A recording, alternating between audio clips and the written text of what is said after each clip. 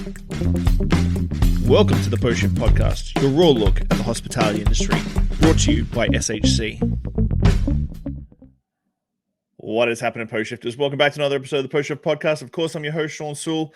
As you've been noticing, I have been live streaming like an absolute beast this last couple of weeks. I'm just trying to get ahead of summer, and I'm just lucky enough that I've been getting some really fantastic guests, and today's guest is absolutely fantastic. It's, of course, our cocktail historian. I say our cocktail historian as a commutative industry. He has helped guide our history of cocktails over the last 20, 25 years, or as long as I've been doing this in the industry. So David Wondrich is a cocktail historian based out of New York, and he is going to be talking to us about modern cocktail culture. Welcome. Good morning, David. How are you? Hey, Shawn. How are you? Good to see you. It's good to see you, sir. It has been a little bit long. I think I crossed paths at Tales last year, but Tales is always such a massive gong show of like I passing never in remember hotel who lobbies. I see at Tales. yeah, it's not good. So for everybody listening, if people have been living under a rock, give a quick little spiel on elevator pitch on how you got into the industry and how you got to the position you're in now. Well, it was completely accidental. I had to invent my own job, and those are always the most fun jobs. At least they can be, or you could be doing something really dumb for no money. But I was an English professor, and I was writing about music on the side. I liked writing about music, although it didn't pay anything. I hated being an English professor, and that didn't pay anything either. And a friend asked if I could write something on cocktails. He knew I liked cocktails, and I had a couple old cocktail books in my house that he'd seen. And I said, sure, because it was for Esquire magazine's website. This was at the very end of 1999. And, Esquire magazine, I always admired and thought was a cool magazine. So I was like, yeah, let me give this a try. And that ended up being, I ended up being the contributing editor there for 17 years writing about cocktails. So I always say I started at the top of the business and I've been working my way down ever since. So with spending decades digging into the cocktails and the roots of cocktails, when did you realize it was more of a curiosity and actually like a cultural lens worth preserving and like documenting? Well, it started pretty early on. I was bloviating, as happens, at a bar to some people who belonged to Slow Food USA or Slow Food New York, that organization based on or dedicated to preserving foodways, cultural, ways of dealing with food and basically the old ways. And I said to them, this was in like 2002. So early on, I was new to the business, but I said, hey, old-fashioned bartending is one of those foodways, and we should do something. And they said, like what? And I said, well, why don't we do a tribute to Jerry Thomas? Who's that? Well, he was the guy who wrote the first Bartender's Guide, and he lived in New York and had bars in New York, and he never got a tribute. And they said, all right. And so next thing I knew, I was involved in planning this thing.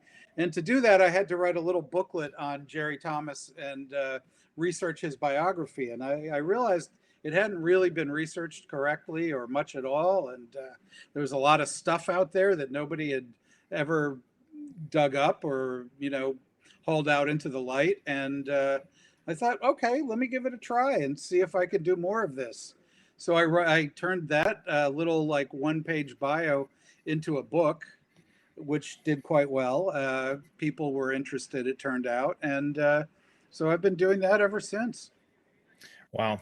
Yeah, it is crazy because I try and, as we have the younger generation coming up in the ranks, trying to explain to them just the difficultness of it was to get information circa like that 2000 to 2007, 2008. Like there wasn't massive online communities as Chanticleer and a few other ones, but like there was nothing like there is today. And then you could talk about like, oh, you got books. Like I got 500 books here. I got 500 books back in Australia that will never leave. Will never leave Australia because this is just going to cost me too much. But like every time I walk past a bookstore, I'd go into a bookstore looking for anything that I could find to like completely like learn more because there was no internet. And trying to explain that to the younger generation is not the easiest thing in the world. No, they grew up in, this stuff was all there in abundance. And that was great for them. But on the other hand, it meant that they also didn't have as many opportunities to carve out space for themselves as we did. Because when 20, 25 years ago, if you found some like rare information, you could wave it around and everybody would go, hey, what the hell is that? Look, this guy found something really cool.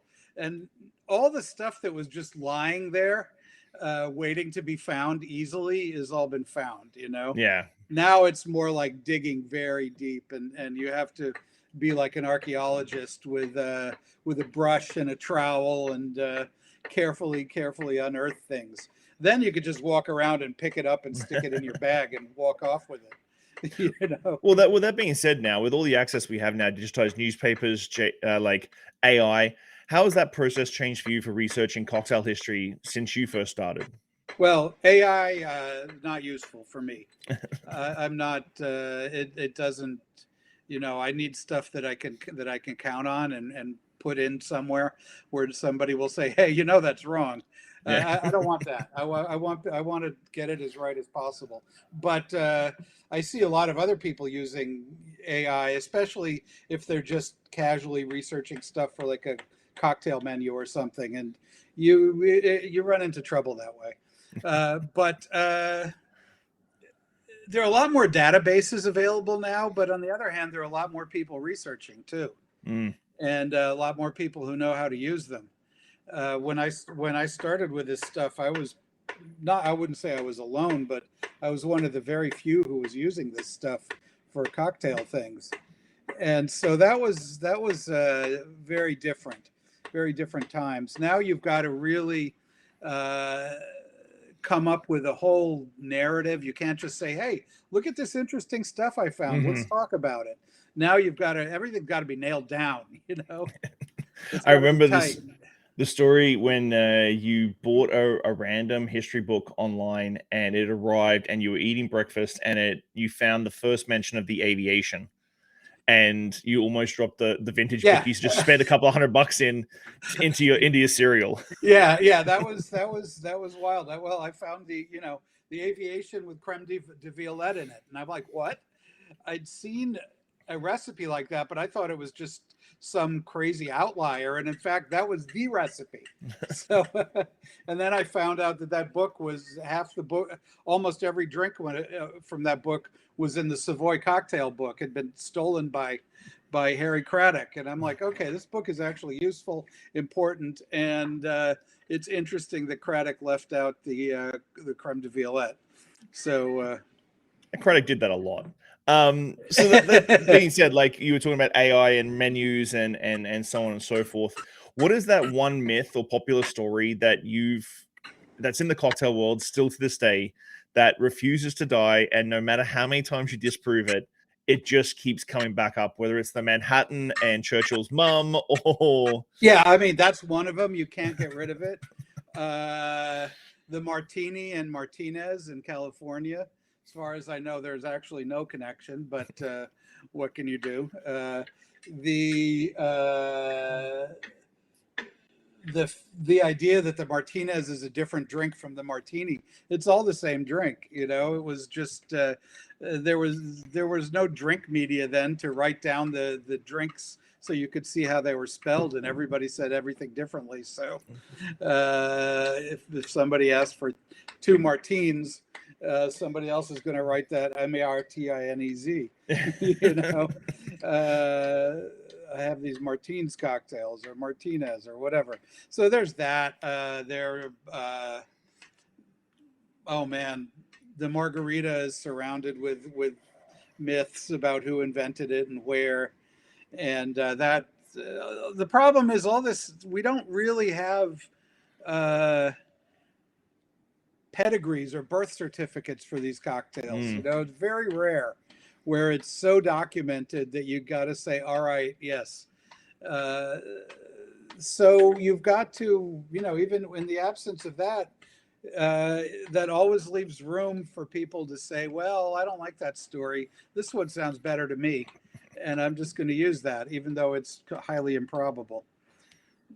Yeah, it's always interesting because I find it funny how people sort of argue these points about where the names came from, that sort of stuff. And I remember even back when I was younger, a pub opened and they literally just took my whole menu from one of my cocktail bars, Yeah. changed all the names, and like that was their cocktail menu. They'd come in. I remember the managers coming in for a few drinks, and they just basically took my whole menu, reverse engineered the recipes, changed Yep. the names, and that was their cocktail menu. And I'm like, that's exactly what would have happened. It doesn't matter if it was 20 years ago or 110 years ago. Exactly, It's the same thing. Exactly. You know, you tell some bartender, we need to get some new drinks in here, and they're like, what the hell? You know? I don't know. I don't have any new drinks. I'm just a bartender. I make people what they want, but I better go steal some. How do you think the average bartender's relationship with cocktail history has evolved since you brought out Imbibe all those years ago? Are they still curious? Are you finding they're still curious now, or you feel like they've just got so much information that they're just trying to pull through all that information?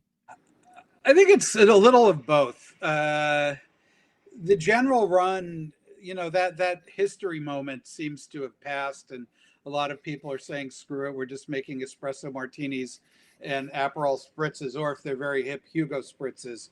And, that's just what people want. And porn star martini, there we go. That's our list. And there's plenty of that. But there are people I still meet lots of people who are into the history and kind of catch fire about that aspect of things, who enjoy being part of a long tradition and having standing at the head of a long line of bartenders who carefully passed down their traditions and drinks and information and how to use the tools and even the jokes to tell the customers and all that stuff. So there's still enough bartenders like that. Unfortunately, the industry has moved away from that kind of education. 10 years ago, there was bar smarts everywhere. Mm-hmm. There was World Class did much more with education than it does now. There were independent things. I used to do with Simon Ford these bartender history walking tours. They were just huge amounts of fun and very boozy, but also very educational, because we'd go to the places where all the old bars used to be and talk about what went on there and who the bartender was and what the drinks were. And now it might be a parking lot or a laundromat or hey, even occasionally that same bar. You never know. But that was cool, and there was a lot more of that kind of education, but the industry has pulled back on that. Why do you think that? Why do you think so? It's expensive. I think also pandemic kind of broke a lot of people, and it broke the industry of the in-person habit. Now they'd rather do it on Zoom, and you can't do that kind of walking tour on Zoom. It's a watching experience and not a holy shit, this is crazy, the cops are going to get us for drinking in this park. Yeah. we better slam down our improved whiskey cocktails a la Jerry Thomas that have just been served to us in little paper cups in the middle of the park across the street from where his bar was, and we better get out of here. So that kind of stuff is what you remember. You don't remember a presentation. No, I do agree with you. Like, for me, Bar Smarts online is like my benchmark. Every single staff member I have starts with the thing, just so it's a nice foundation for everything. So Bar Smarts online is like every single staff member does Bar Smarts online, so that that's their foundation to build everything else up at. It still works, but until pandemic, we were going around to 4 cities a year and testing people live. And giving them like live experience with tasting and getting to see Dale make cocktails, and and your judge might be Dale, or it might be Jim Meehan, it might be Julie Reiner. Your judges, it might be me, God help you. So that really put people on the spot and made them focus. You know? Yeah. Let's talk about the Oxford Guide briefly, because Yeah, yeah. I helped do a few things in that, and Yes, you did. that was a massive project. Obviously, the final product, I don't think a lot of people understand. The final product, while it is a huge tome of awesomeness, the amount of legwork it took years before. Because I think I got emails once every like 18 months, 2 years, and you're like, oh, That's going about through right. another set of edits. Like, it was like a 6 or 7 year process. Like, another set of edits. Can you change this up? Can you fix this? Can you do some more words on this? Can you go research on this a little bit harder? Um, how did that sort of come about? Because like, I do agree with you. Like, it's now the industry is becoming more mature in a way that there's people out there that aren't necessarily in the hospitality industry that are like, I'm very interested in this. Can Right. we do something that's this extensive, which was the Oxford Guide? How did it sort of come about? And did you get pitched, or did you pitch them and then build it out from that? I got pitched. My old and good friend Garrett Oliver, who's the famous master brewer at Brooklyn Brewery and a man of infinite energy. It really I is. watched him put together the Oxford Companion to Beer, and that was a brutal process. And then when that was finished, he turns around and says, "Can you do the spirits and cocktails one? My publishers want to know." They asked me who I could recommend, and you were the only person I could think of. So would be foolish enough to do it. He didn't add that part, but he was thinking it. And I eventually got talked into it. And oh boy, I'm not the person to be organizing large projects.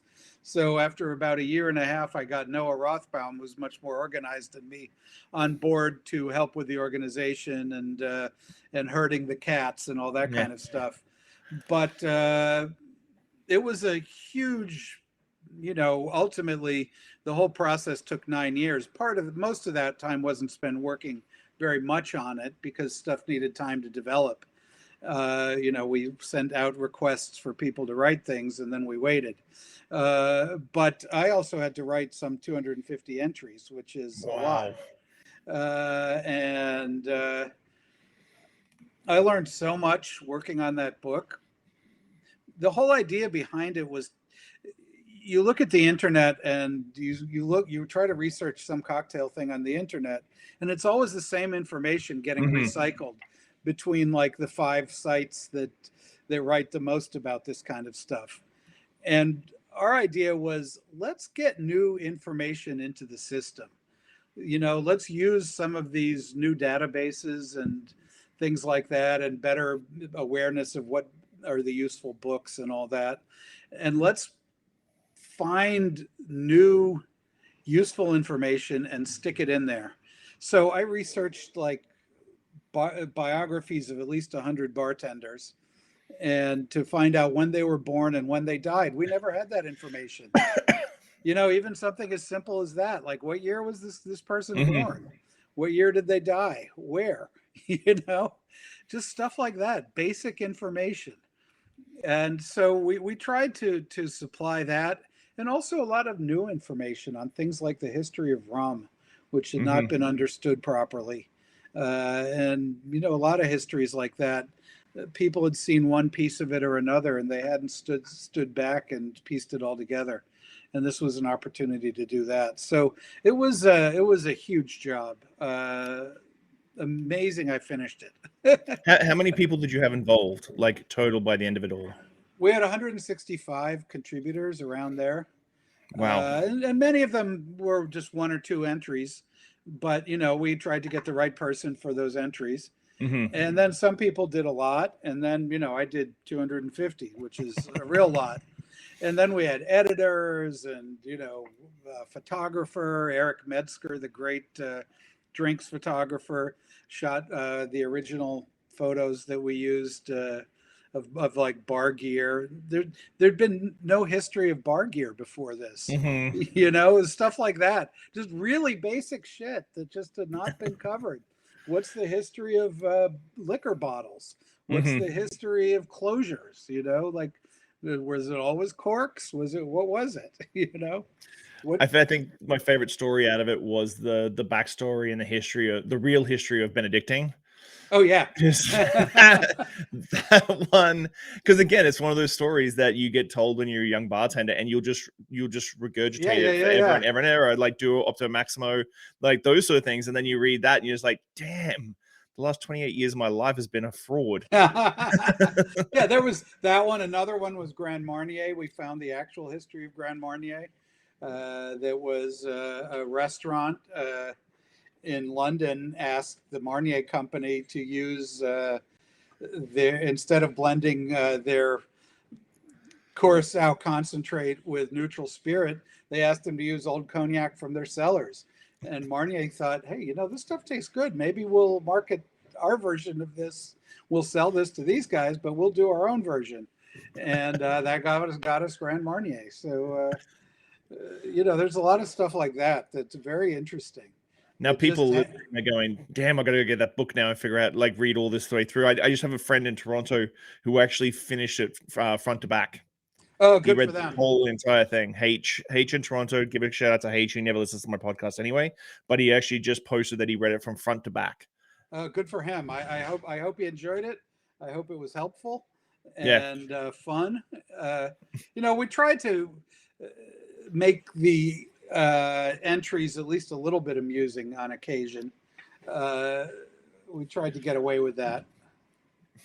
So you've written about all these books and reflections of the time and all this history as we were just talking about. What's Yeah. today's cocktails say about us and where the culture is at right now? Well, it's kind of I think we're catching it at a weird moment. Coming out of pandemic, everything was first like real basic, and then it immediately flipped into being, how can I make the most complicated cocktail I could possibly make with as many homemade ingredients and rare imports, you know? And that's been going pretty strong. I mean, for a long time, but it came extra strong over the last couple of years. But now, only this year, I'm starting to see some reaction to that, where people are saying, okay, enough, you know, I don't need like pandan chamomile infused vermouth in my martini, because that's just too much.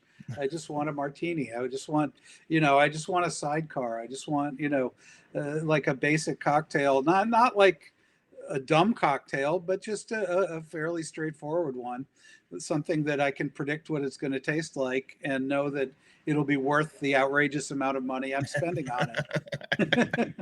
Oh, and that's the thing, is sometimes I find bartenders, they go on this massive, like, sort of arc to find Yeah, a flavor profile.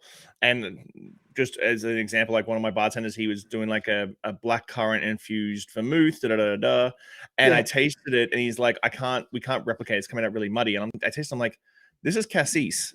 Why yeah, don't you use cassis and then infuse the cassis with more red currants if you want to, like, yeah, dry yeah, it out a little bit? And they're like, oh, okay, we'll do that. And then we were like juicing honeydew melons for a foam, and I'm like, why aren't we just using Midori? yeah, Just get yeah. Midori, water it down a little bit so you get the sweetness down a little bit, and then make the foam out of that. And they did that. And they're like, it's perfect. I'm like, sometimes we See, go on this massive arc instead of just yes, going the straight route. yeah. I think I mean a lot of that comes with being older or older in the business. Let's say more experienced in the business. Uh, and knowing your ingredients that well, Mhm. you know, so you could say, oh, I want this flavor. Well, I know exactly what tastes like that, you know, and I'll just go reach for that. You know, I want it like chartreuse, but maybe a little brighter herbal, like yellow chartreuse, but brighter herbal. Strega. Strago. There we go. You know, done, and easy, and fun, and so yeah, I think that's part of it too. Is just experience Mhm. and spending your time with the ingredients and learning what each thing is good for and what to reach for. Do you find that that's the balance we need to sort of get back to, between creativity and authenticity, because of that sort of Instagram, social media life we live in right now, where we need to get back to this sort of like, what is your authentic take on this cocktail and how do you make it balanced? You know, I don't want to say don't be creative because that would be dumb, right? Of course, you can be creative and you should be creative, but you have to also sort of realize that you're working a craft as much as it is an art, and probably more. And craft is all about making things that people can use. You know, you're making these drinks for people to drink and enjoy, and not to sit there going, whoa, what was that? That is so weird. I'll have one more sip, you know. Do you want another one? Oh, God, no. One was enough. Thank you very much. That was very interesting. You know, I kind of like drinks that are moreish, that you go, yeah, that was good. I want the second one just because the first one went down so nicely. Hmm. And they can be complicated drinks, but they can't be like overcomplicated, you know? And so I think you got to work on that balance. A lot of drinks I've tasted over the last few years were very unbalanced. Either they tasted like dirt, or they tasted like, you know, tisane or potpourri or something, because there were so many herbal and floral essences going on. Or there's like mezcal, amaro, sherry, every trendy ingredient all mixed together, and that tastes like every other drink that has the exact same idea. Yeah. So there's a bunch of stuff like that. I always like the fashion advice that I believe it was Coco Chanel. I could be wrong here. Said, you know, put everything you're going to wear on, and then take one item off. Oh, And that's a good piece of yeah, advice. yeah, it That's a good is. piece of I want advice. all this stuff, but that's too much, you know. So let me just roll it back a little bit, and then, you know, maybe it'll be okay. So I'm always interested in that. Do you have your white whale of whether it be a cocktail or a technique or a person that you're still sort of like looking at going, I really want to research you further, but I can't. It's you're a different, like for me, it's Ted Saucier. I've wanted to go Yeah, yeah, much more deep on Ted Saucier because he sort of was very, very, very popular. And yeah, yeah, then yeah. at his funeral, he had like two people show up. Like he Yeah, what like happened? yeah, and Well, he he's was a very press agent, so he was yeah. popular as long as he was being a press agent, and once he was done, you know. Do you have someone? Do you have a person or a cocktail that is your white whale that you still want to sort of like delve further into? Well, I'm always kind of digging into New Orleans drinks, Mm. mostly because I just like reading about New Orleans, And it's an excuse and to go to New Orleans. yeah, and you know, also just New Orleans in the old days is fascinating. Right now, I'm obsessed with the pink shimmy, uh, which is otherwise known as the Ohen cocktail. And I just bought some academic book on Southern cocktail, on drinking in the South. That most of the articles are absolutely weird academic stuff that nobody will ever read. But there was one history of Ohen in there that was fairly useful. So I'm still researching that. And the Sazerac, I'm always trying to, you know, kind of refine my understanding of that one. The Martini, always, I was able Mhm. to push back the written history of the Martini by 1 year, which doesn't sound like much, but it took a long time to do that, to 1881. So right now it predates the Manhattan as far as we go. There's always the race, which is first, the Martini or the Manhattan. And right now the Martini's in the lead, going back to 1881, but Wow, in Boston, not in New York. So interesting. yeah, very interesting, because Boston had a tradition that it was a Boston drink, and you know, it's possible.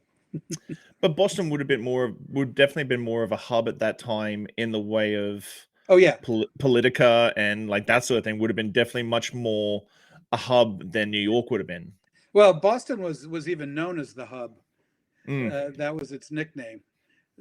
So you're right, but well, New York was always more just because it was so much bigger. Mm. But Boston had its own kind of importance, and it was considered the classy American city, you know. which is kind of funny if you know Boston today can be a pretty rough and tumble place. And but back then it was supposed to be very, full of clubmen and things like that. Interesting. And the martini seems to have been a clubmen's drink up there and in New York. So you never know when you'll find something new about this stuff. That's awesome. What do you see the future of cocktails going? Are we looking at? Me personally, I want to get rid of the minimalist movement. I'm sort of done with king cubes and minimalist glassware with citrus coins. It's kind of Yeah. like that's my like. I don't want another milk punch in a minimalist glass with a king cube. I've been fighting that pretty hard, and I've been very open about it on the podcast how much I hate it. I don't like cocktails on the rocks in general. Whatever, even the king cube in particular means you get zero dilution and your cocktail goes, you drink it in 3 sips and then you're like, okay, now I've got this huge ice cube that's going to last for an hour and a half and no booze. So what do you see the future of the cocktail movement being? If you have a crystal ball. I think there's going to be a little more 70s, 80s nostalgia, but that's going to run aground on the fact that a lot of those drinks really are bad and really sweet and and less fun than they're supposed to be. But I'm hoping we'll go back a little bit to sort of just balanced classic cocktails, no big deal.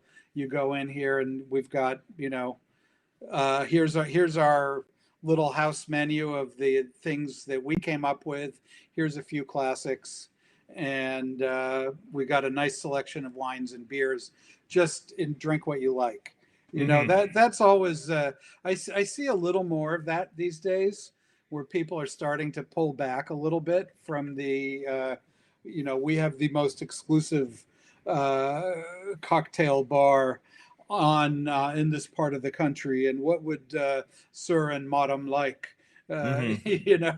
It's more just like, well, we can make you any drink you want. Here's some things we like to make. What can we do for you? That's a little. I think we're starting to see a little more of that, and I'd like to see still more. It is such a cycle, though. Like Oh yeah.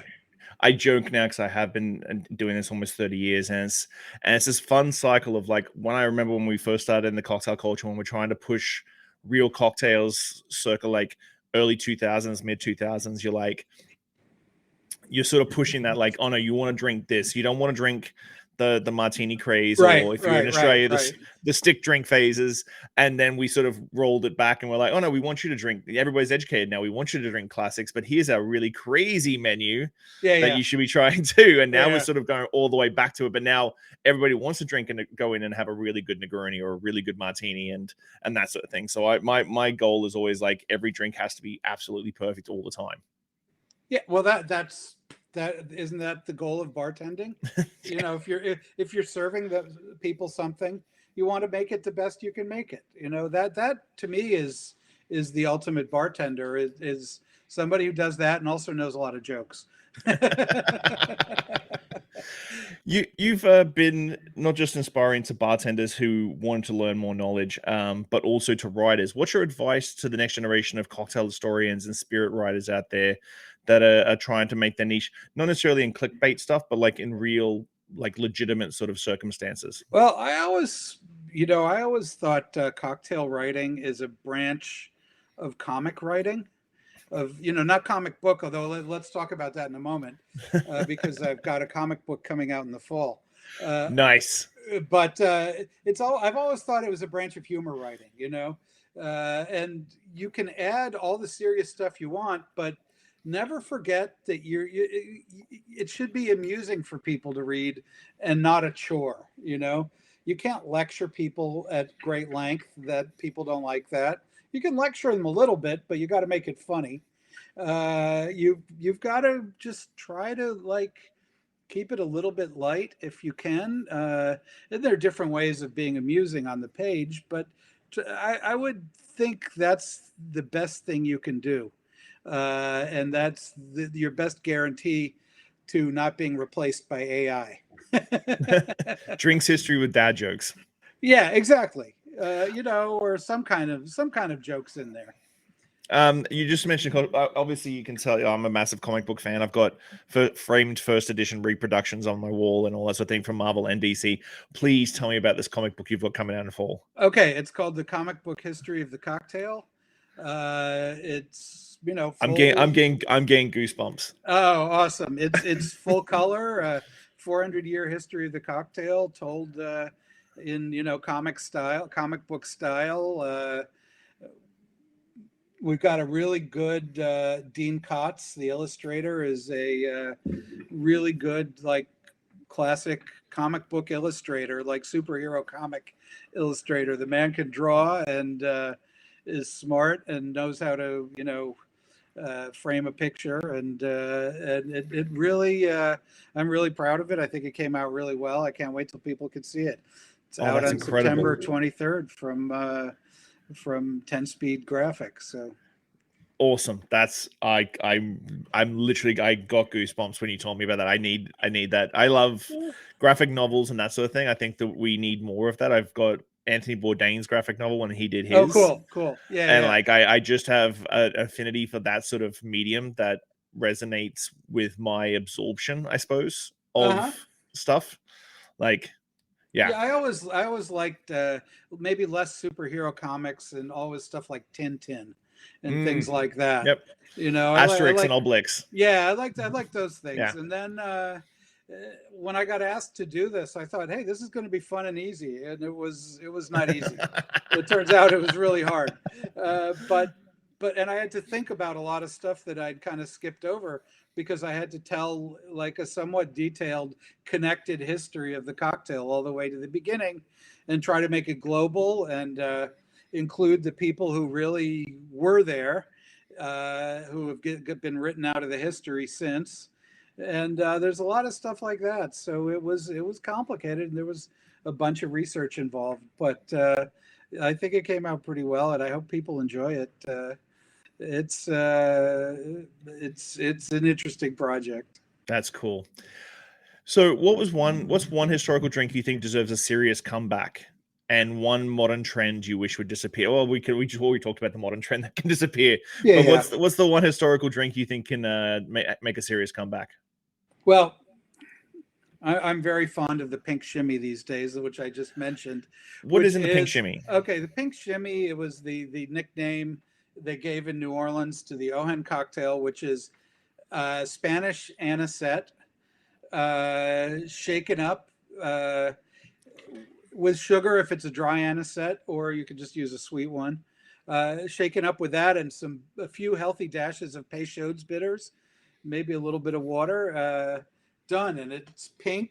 You have to like the flavor of anise, but it's very refreshing and very cool. That's a very fun drink.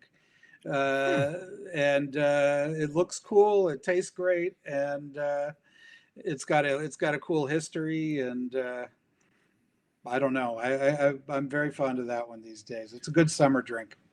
That's very cool. So it's very similar to like a pre sort of absinthe prohibition take on the different ways that people were presenting absinthe back in the day. Whether it be crushed ice, a couple of dashes of maraschino, mint, that sort of thing. Yeah, that's very cool. Very simple drink, and during Prohibition, the company that had imported the Ohen, which was a particular Spanish brand of anisette, they made a non-alcoholic version that I found in New Orleans newspapers from the time, account after account of raids on bars and on speakeasies, etc., where they were always finding gallons of pink shimmy, because the people bought that non-alcoholic thing and immediately mixed it with grain alcohol,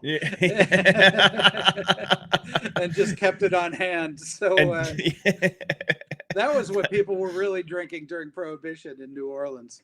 They were drinking fantastic. Pink shimmies like mad. Is there a Spanish anisette that gets brought into the US? There are a couple. There is Ohen got revived by the Sazerac company. Oh, wow. Because they had imported it after Prohibition. But there's also Anis del Mono I like very much. I think that's the best one. They have a nice dry one. You can also do like the Sicilian style. You use a very strong anisette, a strong dry one, and you pour it on top of a glass of ice water and let it cloud up. And that's very refreshing on a hot summer day, as we're all going to be living through for the rest of our lives. Thank you, fossil fuel industry. Um, stock up on summer drinks, I would say. So we're halfway through the year. What's the plan for the outside of the comic book and everything? What are the big milestones coming up in the next 6 months? I've got some travel coming. I've got vacation in France, so that's always nice. That's always nice. I'm showing up at Tales of the Cocktail. I've got my book launch in September. I'm going to come out to at least San Francisco and probably points north. I don't know if I'll make it as far as Vancouver. I would love to, but in November to promote the book. And then I'll be back. I have an apartment in Italy, and I've been spending time there because my dad was from there, and I have, family connection, and I've been going there my whole life. And it's a nice place and relaxing these days, which I can't say as much for America. Kind of a madhouse here. So we're at the stage of the podcast where I always ask 5 deep podcast questions at the very end of the podcast to get my guests' reactions. What is one lesson or experience that has shaped your perspective the most, and how do you carry that forward in your life? I think, weirdly, I would have to give pride of place to what I learned when I was an academic. Before I was an English professor, I got a PhD in comparative literature, which was an insane amount of work and took many years. But I learned chase down every rabbit, Every time you turn up some stray fact, don't just say, well, I'll get that another time. Make sure you go back and do that. Chase out every stray fact needs to be checked. It needs to be researched. You need to push it as far as you can go. You might not get to the bottom of it, but at least get as far as you can go. And that, I think, is the best lesson. It's basically just be thorough. And you never know what you're going to find. And that's when you find the most interesting stuff, is when you're looking for something else. So I would say that was my my best lesson on, at least professionally. If you could leave one lasting message or piece of wisdom for the world, what would it be and why? I like mine up, dry and not too dry, and with a twist, please. Looking back on your journey, what is something you wish you had understood earlier in life? Let me think about that for a second. Well,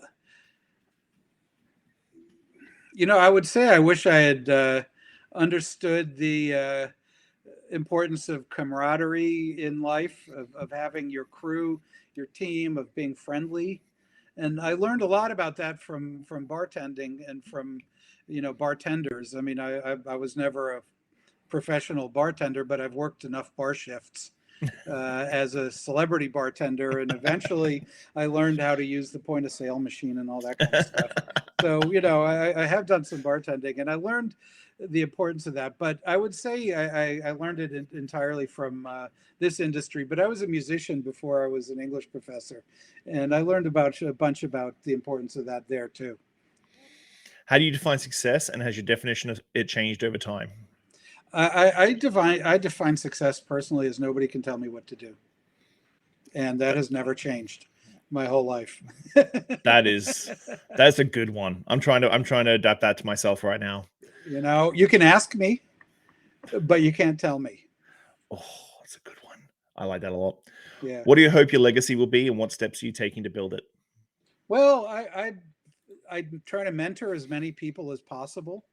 I've got lots of friends in the industry, and I try to mentor people for all kinds of reasons, but mostly just because I think I want to see people get ahead, and I think it's a cool industry, and it's a great, old, and interesting and honorable craft.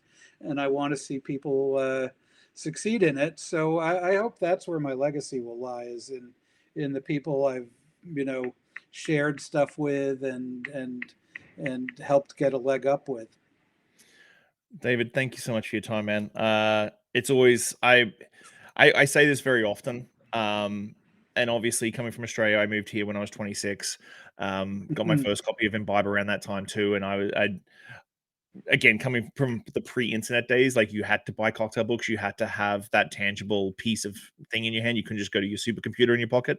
And I'm still that 26-year-old Australian kid who is fortunate enough to like have sat down with you, been to your seminars, done drink tastings with you, had drinks from you. And it's still even this day, when I'm going on my mid 40s now, is I still get giddy when I get an opportunity to sit down with people like yourself. Well, God bless you. God bless you for doing this. Thanks for having me on. And, I'm always happiest when I'm hanging out with you and people like you. So, it's like I said, it's a friendly industry, isn't it? And we have fun. Well, I appreciate your time, my friend. Thank you so much for your time. I absolutely adored it. So thanks so much for your time. Well, thank you. I'll chat to you very soon, sir. Thank you. Bye-bye. Thanks for listening, Pose Shifters. I hope you enjoyed that episode. I really enjoy sitting down with friends and peers and just chatting about the industry and getting down to the nuts and bolts of what's really going on out there. Make sure you like, subscribe, comment, everything on all the platforms. Just hit it up and I'll do my best to answer any queries or questions you have. I'll see you next week, guys. Bye.